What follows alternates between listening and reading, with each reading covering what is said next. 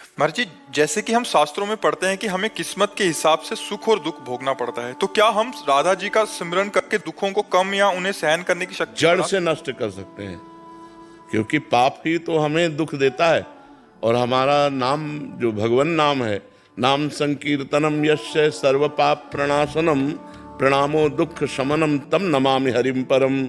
जिन भगवान को प्रणाम करके नाम जप करने से, नाम कीर्तन करने से सारे पाप नष्ट हो जाते हैं। स्वयं भगवान ने गीता जी में कहा, सर्वधर्मान परित्यज्य मामेकम शरणम ब्रज, तो अहम त्वाम सर्व पापेभ्यो मोक्षयिष्यामि मा शुचा। यदि तुम मेरी शरण में आ जाते हो, सब धर्मों का त्याग करके एकमात्र केवल मेरी शरण लेते हो, मेरा भजन करते हो, तो मैं तुम्हें सब पापों से मुक्त कर दूंगा। तो जब सब पापों से मुक्त हो जाता है तभी तो परमानंद में डूबता है, तभी तो अचिंत्य आनंद में डूबता है, तभी तो नित्यानंद विज्ञानानंद घन परम सुख को प्राप्त होता है। नहीं तो कैसे प्राप्त हो पावे। तो हम नाम जप के बल से सर्व पापों को मिटाकर परम पद को प्राप्त कर सकते हैं। पर यह है कि अब जैसे हमारा 500 ग्राम पाप है और अभी हमारा जप हुआ है 50 ग्राम, तो हमें अनुभव में नहीं आएगा, क्योंकि 450 ग्राम वजन हमारा भी जुड़।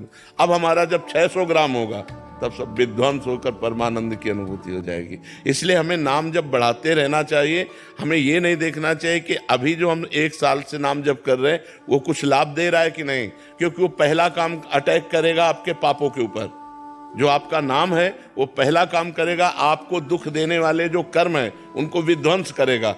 अब आपका भजन बढ़ता चला जाए और वो सर्व रूप से विध्वंस हो जाए, तब आपको आनंद की प्राप्ति होगी। इसीलिए नाम परमानंदमय है, लेकिन प्रारंभ में किसी को परमानंद का अनुभव नहीं होता।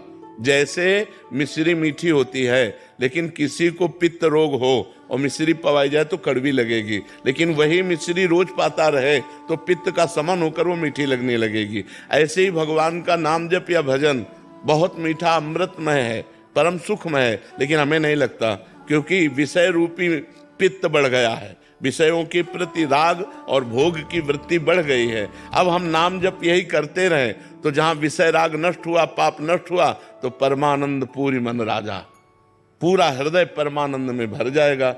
तो परमानंद की प्राप्ति के लिए जहां किंचित भी दुख, अशांति, भय नहीं है, वो परम पद प्राप्त करने के लिए हमें निरंतर नाम जप करते रहना चाहिए। हमें परिणाम में रुकना नहीं चाहिए।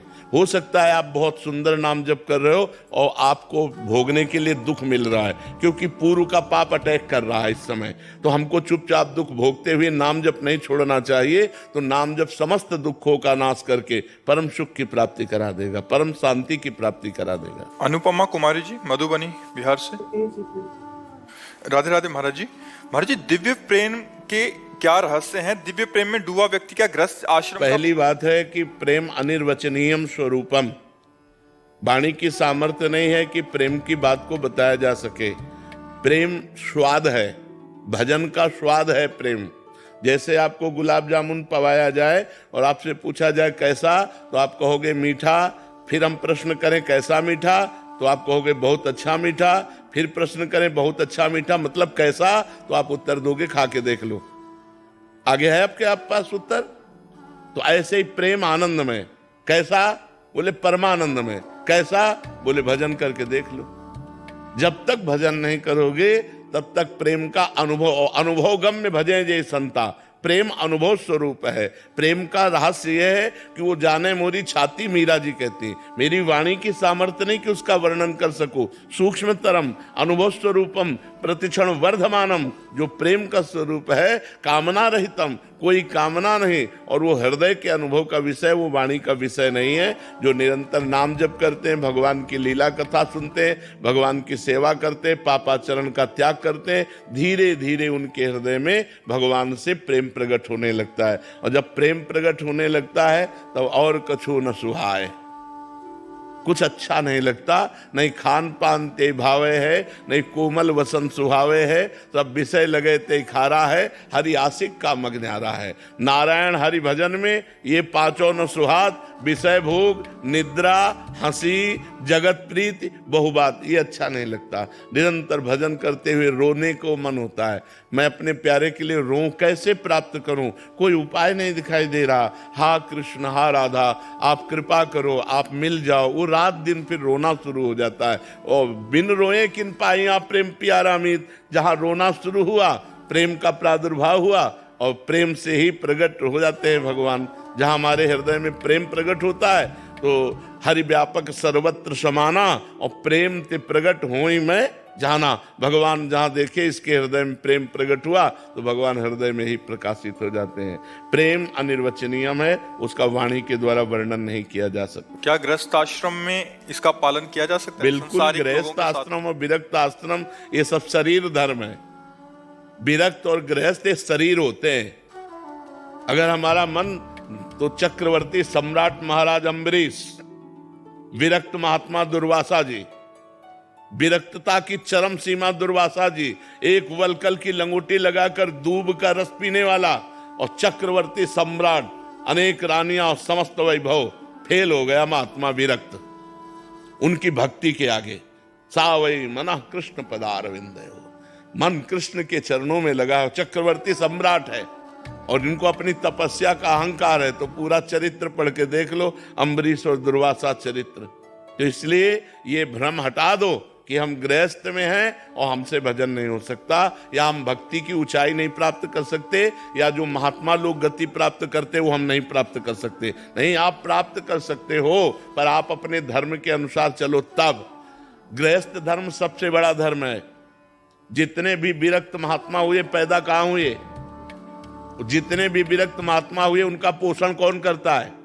गृहस्थ आश्रम। आप वस्त्र देते हैं, आप भोजन देते हैं, आप फल देते हैं, जिनको खाकर हम भजन करते हैं, साधना करते हैं। हम पैदा हुए गृहस्थ में, हम पल रहे हैं गृहस्थों से, और हम रह रहे हैं गृहस्थों के बीच में। तो ये मत मानो कि हम गृहस्थ हैं तो हमारा जीवन मतलब वो जैसा महात्मा लोगों का जीवन है वैसा नहीं। एक महात्मा मांग करके खाता है तुम्हारे घर से, और तुम उसको खवा कर भजन करते हो, और वो तुमसे मांग के खा के भजन करता है। इसी में देख लो कौन श्रेष्ठ है। तुम उसको खवा करके भजन कर रहे हो, बस भजन की खास बात है। वो अकेले खा करके भजन कर रहा है, तुम पूरे परिवार का पोषण करके समाज को लेकर के भजन कर रहे हो, तुम्हारा महान धर्म है। बस चूक ये हो जाती कि गृहस्थ धर्म में रहते हुए पापाचरण और आसक्ति इतनी प्रबल है कि भजन करना बड़ा कठिन है। अगर ये चूक सुधार लो तो आपको भी वही गति मिलेगी जो एक महात्मा को गति मिलती, वही आपको गति मिलेगी। पूजा जी बेंगलोर से। राधे राधे महाराज जी। महाराज जी, आत्मा तो अमर होती है और मरने वालों का दुख नहीं करना चाहिए, लेकिन इस देह के दुख को कैसे दूर करें कि हमारे साथ जो माता पिता थे उनको इतना प्रेम देखो, करते थे। जब तक ज्ञान नहीं होगा तब तक मोह जो है ये पीसता रहता है, किसी को भी हो। मोह पास ऐसे फांसी की तरह है, वो पूरे जीवन बर्बाद कर देती है।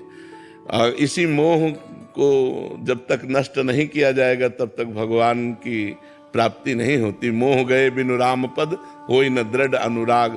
जननी जनक बंधु सुतदारा, तनु धन धाम सुहृद परिवारा। सबकी ममता ताग बटोरी, मम पद मनहि बांध बर डोरी। जब तक ज्ञान नहीं होगा और सबकी ममता भगवान के चरणों में समेट के नहीं लगेगी, तब तक जीव को तो ये दुख होता ही रहेगा कि वो मरा, वो बिछो हुआ, वो जन्मा तो आनंदित हुआ, मरा तो दुखी हुआ। यही सुख दुख का पूरा चक्र चल रहा है जिसमें सब पिस रहे हैं। चलती चक्की देख के दिया कबीरा रोए, और दो पाटन के बीच में साबित बचा न कोई। ये जो सुख दुख के पाटन है ना, द्वंद्व है ना, इसी में सब पिस रहा है। तो चलती चक्की देख के दिया कमाल ठठाए, और रहा है सहारे कील के तो बाल न बाका जाए। जो चक्की पूरी सबको पीस डालती है, लेकिन जो दाना सकिल के कील के सहारे हो गया उसका कुछ नहीं बिगड़ता। कील है भगवान। इस संसार रूपी चक्की को चलाने वाले भगवान है। जो भगवान की शरण में चला गया बाल न बाका जाए, वही बच सकता है। इसलिए नाम जप करो, भगवान से प्रार्थना करो कि हमारे अंदर मोह का नाश हो जाए। नहीं, मोह में ही तो सारा जगत फंसा हुआ है। इसी मोह में फंसकर ही दुर्गति को प्राप्त होता है। गोपाल जी पलवल से। राधे राधे महाराज जी। महाराज जी, आत्मा अजर अमर अविनाशी है। हमारे स्थूल शरीर से जो शुभ और अशुभ कर्म होते हैं उनका फल कौन भोगता है और कहाँ भोगता है? क्योंकि शरीर तो नाशवान है। स्थूल शरीर, सूक्ष्म शरीर, कारण शरीर और तीनों शरीरों को प्रकाशित करने वाला आत्मा अब अपने स्वरूप को भूल करके अंतःकरण के मैं धर्म में, अंतःकरण में 4 धर्म है। संकल्प विकल्प करना मन का कार्य है, निश्चय करना बुद्धि का कार्य है, उस विषय का चिंतन करना चित्त का कार्य है और क्रिया को स्वीकार करना कर्ता भाव अहंकार। ये अंतःकरण धर्म के अहंकार में आत्मस्वरूप भ्रमित होकर के स्वीकार कर लिया और वो देह भाव को प्राप्त हो गया। जैसे आप अपने को देह मानते हैं, अगर कह दें कि मैं देह नहीं मानता तो देह के सुख दुख का आपको अनुभव होता है। तो इसका मतलब आप अपने को तो जानते नहीं, केवल देह को जानते हैं। तो जो आपका स्वरूप है वो भ्रमित होकर के अंतःकरण के अहम धर्म को स्वीकार करके देहाभिमानी बन, अब देहाभिमानी बन करके वो सुख का कर्ता और भोक्ता, अहंकार विमूढ़ आत्मा कर्ता हमिति मन्यते, मैंने ऐसा किया, मैं ऐसा करूंगा, मैं ऐसा कर सकता हूं, इस भाव में फंसकर पुनरपि जननम पुनरपि मरणम पुनरपि जननी जठरे शयनम, उस अजन्मा अविनाशी को ये भोगना पड़ रहा है। बस यही शुद्ध ज्ञान हो जाए तो मोक्ष को प्राप्त हो जाए। अब ये ज्ञान प्राप्त करने के लिए साधना आवश्यक है। जैसे दूध में घी है पर दूध में पूड़ी नहीं पका सकते आप, उसके लिए प्रक्रिया है। दूध को गरमाइए, फिर दही जमाइए, फिर दही मथिए, फिर मक्खन निकालिए, फिर मक्खन तपाइए, तब जाके घी निकलता है। ऐसे ही परब्रह्म परमात्मा सर्वत्र है, आप भी वही स्वरूप हैं और उसके लिए साधना करनी पड़ेगी। तप के द्वारा जब अंतःकरण पवित्र होगा तो आप साक्षी भाव को प्राप्त हो जाएंगे। आपको पता चलेगा कि मैं अलग हूं और ये सिस्टम अलग है प्रकृति का। ये प्रकृति का सिस्टम है जो आप परमात्मा स्वरूप होकर भी प्रकृति में आसक्त हो गए तो आपकी दुर्गति हो गई। अब अनासक्त होने के लिए आपको साधना करनी पड़ेगी, भजन करना पड़ेगा, तपस्या करनी पड़ेगी, तब आप अपने स्वरूप को प्राप्त होंगे। समझ पा रहे हैं आप? सूरज जी, राधे राधे महाराज जी। महाराज जी, मानसिक दीक्षा का क्या स्वरूप है? मानसिक दीक्षा किसकी होती है? जब हम किसी महापुरुष में अत्यंत आसक्त हो जाते हैं और वो प्रकट में नहीं होते हैं, तब वो आकर के मानसिक दीक्षा देते हैं। जब हम जैसे भाई जी महाराज, रामकृष्ण परमहंस जी, बड़े दिव्य महापुरुष, हमारी आस्था हो गई और हमारी दृढ़ आस्था कि हमारे यही गुरु हैं, और हम अंदर से पूर्ण मनोयोग से उनका ध्यान करते हैं, तो हमारे मन में जागृत हो जाएंगे और मानसिक दीक्षा देकर हमारा कल्याण कर देंगे। समझ पा रहे हो? वो दिव्य महापुरुषों द्वारा होती है। अगर हम कैसी ऐसे अव्यक्त महापुरुष पर श्रद्धा करते हैं जिनका शरीर इस समय वर्तमान में है नहीं, तो फिर वो अव्यक्त रूप से आकर हमारे मन में मानसिक दीक्षा देते हैं। कैसे समझे कि मतलब दीक्षा वो तो ऐसे होगी जैसे हम आपको दे रहे हैं, ऐसे थोड़ी होगी कि कोई भ्रमात्मक हो। स्पष्ट आपको प्रतीत होगा हमारे गुरुदेव हमारे सामने आए, हमको मंत्र दे, हमको ऐसा कि पूरा अनुभव होगा। वो किसी समझने की जरूरत थोड़ी, वो तो जैसे हम आप बात कर रहे हैं ऐसे बात होगी। पर इतनी क्षमता आ जाए कि हम अव्यक्त महापुरुष को व्यक्त कर लें अपने मन में, इसके लिए भी तो भजन और भाव चाहिए। नागाराम चौधरी जी, राजस्थान से। राधे राधे। राधे राधे महाराज जी। महाराज जी, आप बोलते हैं कि नाम जप से गुरु की प्राप्ति होती है, तो क्या गुरु की प्राप्ति होने पर हमारा जो पहले नाम जप किया है वो गुरु की प्राप्ति में भजन खर्च हो जाता है? वो और प्लस हो जाता है, वो और सार्थक हो जाता है।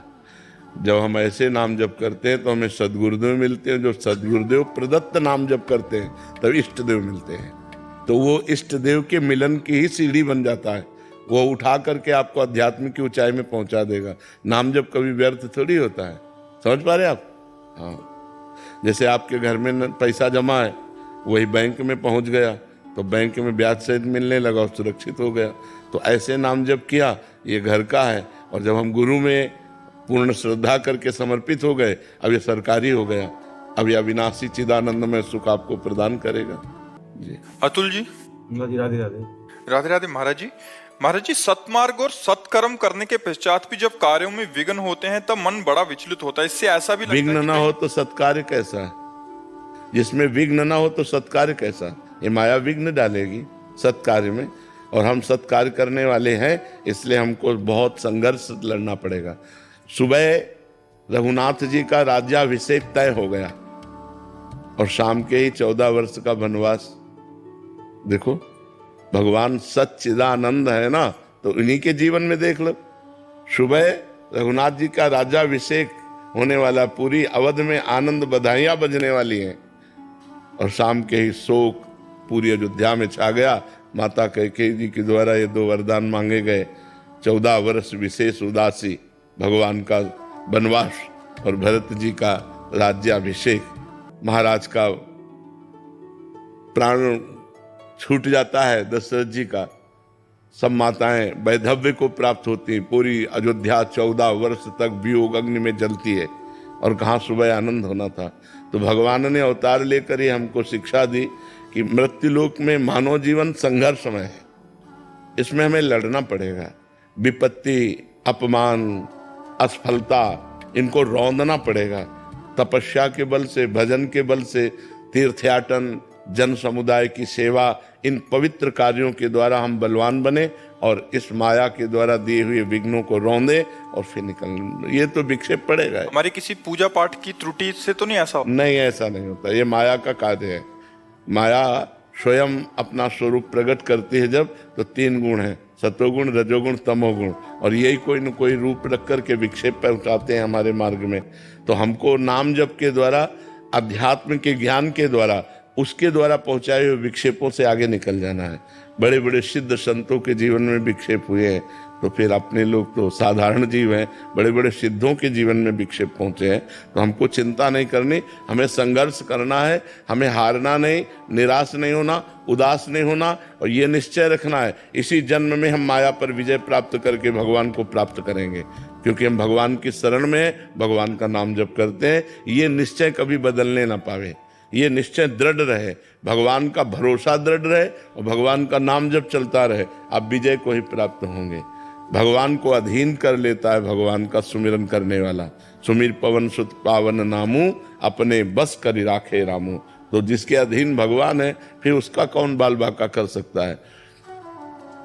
मुख में हो राम नाम, राम तेरे हाथ में, बंदे तू अकेला नहीं, राम तेरे साथ में।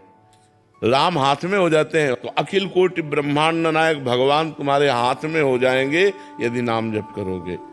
मुख में हो राम नाम, राम तेरे हाथ में, बंदे तू अकेला नहीं, राम तेरे साथ में। बस विधि का विधान जानी, हानि लाभ सही, जाहि विधि राखे राम, ताहि विधि। बड़ा आनंद का मार्ग है जी। वंदना उपाध्याय जी। राधे राधे। राधे राधे महाराज जी। महाराज जी, भगवत गीता में श्री कृष्ण जी ने कहा है कि न मैं भक्तः प्रणश्यति, अर्थात मेरा भक्त का कभी नाश नहीं होता। तो क्या सभी नाम जप से भगवत धाम को प्राप्त हो जाएंगे? हाँ, लेकिन सभी नाम जप करते कहाँ हैं? सभी भगवान के आश्रित कहाँ हैं? गीता जी में लिखा है कि जो दुष्कृति है, मूढ़ है, नराधम है, वो मेरी शरण में नहीं आते। रामचरितमानस में लिखा है, पापवंत कर सहज स्वभाऊ, भजन मोर ते भाव न काऊ, जो पे दुष्ट हृदय सोई होई, मोरे सन्मुखाव की सोई। तो सब कहाँ नाम जप करते हैं? सब कहाँ भगवान के शरण में? अगर ऐसा हो तो विश्व मंगल स्वरूप हो जाए, अभी राम राज्य छा जाए। यदि हम भगवान के शरणागत होकर पापाचरण का त्याग करके नाम जप करें, अभी हमारा मंगल हो जाए, अभी हमारा कल्याण हो जाए। अमित जी। राधे राधे महाराज। राधे राधे महाराज जी। महाराज जी, कभी ऐसी परिस्थितियां उत्पन्न हो जाती हैं कि हमारे द्वारा बनाया गया दैनिक नियम था जो नाम जप का, तो पूरा नहीं हो पाता। ऐसे में नियम भंग होने के कारण हमें नाम जप का पुण्य प्राप्त हो सकेगा या नहीं? अगले दिन फिर हम प्रयास, जैसे आपका 11 माला का नियम है, आज आपने 2 माला जप किया, तो अगले दिन की 11 और प्लस 9। अगर आपका 5-6 दिन छूट जाता है तो 4-4 माला बढ़ाते चले जाइए रोज दिनचर्या में, और उनको पूरा कीजिए। इससे हमारा भजन बढ़ेगा, इससे हमारा सुकृत बढ़ेगा, इसमें हमारा मंगल होगा। नियम निष्ठा नहीं तोड़नी चाहिए। मतलब किसी समस्या में हम फंस गए, अब 10 दिन हमसे हमारी दिनचर्या नहीं हो पाई, तो अब हम 11वें दिन, मान लो 11 माला, तो 11 माला और 5 माला एक्स्ट्रा करते हैं। अब तब तक हम 5 माला एक्स्ट्रा करते चले जाएंगे जब तक हमारा 10 दिन का वो पूरा कवर नहीं हो जाएगा। ऐसे भजन किया जाता है। गृहस्थी में समस्याएं आ सकती हैं कि आप नियम पूरा नहीं कर सकते, तो उसको अगले दिन पूरा कीजिए, उसके अगले दिन पूरा कीजिए, 3 दिन में 4 दिन में उसकी कमी को पूरी कीजिए। समझ पा रहे हैं आप? सुनीता जी मेरठ से। श्री हरिवंश महाराज जी अगर भगवान के समक्ष किया गया संकल्प पूरा ना कर पाए तो प्रभु क्षमा कर देते हैं? अरे हम बच्चे हैं, हमारा क्या संकल्प, हमसे तो गलतियां होती ही रहेंगी, हमसे तो त्रुटि होती रहेंगी, पर प्रयास करें, जो हम नियम लें उसको पूरा करें, प्रयास करें। अगर हम प्रयास में असफल होते हैं तो भगवान नाराज क्यों होंगे? वो बहुत गंभीर पिता हैं, वो उदार शिरोमणि पिता हैं, हम उनके बच्चे हैं। बच्चों से त्रुटि हो जाए तो पिता नाराज थोड़ी होते हैं, वो तो बहुत बड़े हैं, बहुत कृपालु हैं, बहुत उदार हैं। पर हमें चाहिए कि हम जो नियम लें, जो संकल्प करें, उसे पूरा करना चाहिए। ऐसे सहसा संकल्प नहीं लेना चाहिए, लेकिन जो संकल्प ले उसे पूरा करें। अगर नहीं कर पाते हैं तो भगवान से निवेदन करें, प्रार्थना करें कि प्रभु हमें बल दो, मैं उस संकल्प को पूरा करूं। बकाया उसमें कोई हानि नहीं है कि कोई हानि हो जाएगी। वो मंगल भवन अमंगल हारी है, वो कभी अमंगल तो कर ही नहीं सकते जी। राम चौधरी जी महाराज जी आपके चरणों में कोटि कोटि प्रणाम। गुरुदेव भगवान आपकी कृपा से नाम जप हो जाता है, लेकिन मेरे से और साधन नहीं बन पा रहे, जैसे कि मतलब कोई भी नियमावली हो या पाठ आदि हो। मेरी श्रद्धा चलेगा, बस केवल नाम जप करते रहो, इसी से भगवत प्राप्ति हो जाएगी। निरंतर नाम चलाते रहो, बस इसी से काम बन जाएगा। पर पापाचरण नहीं होना चाहिए, साइड में परहेज है, दवा के साथ साइड में परहेज है। अगर गंदे आचरण करोगे, पापाचरण करोगे, तो नाम जब उसी को भस्म करने में लगा रहेगा तो तुम्हें आनंद की अनुभूति कब होगी? इसलिए पापाचरण का त्याग करके यदि केवल नाम जप किया जाए तो नाम जप मात्र से ही भगवत प्राप्ति हो जाएगी, सब दुखों का नाश हो जाएगा, सर्वानंद हो जाएगा। भगवान का नाम सर्व सामर्थ्यशाली है।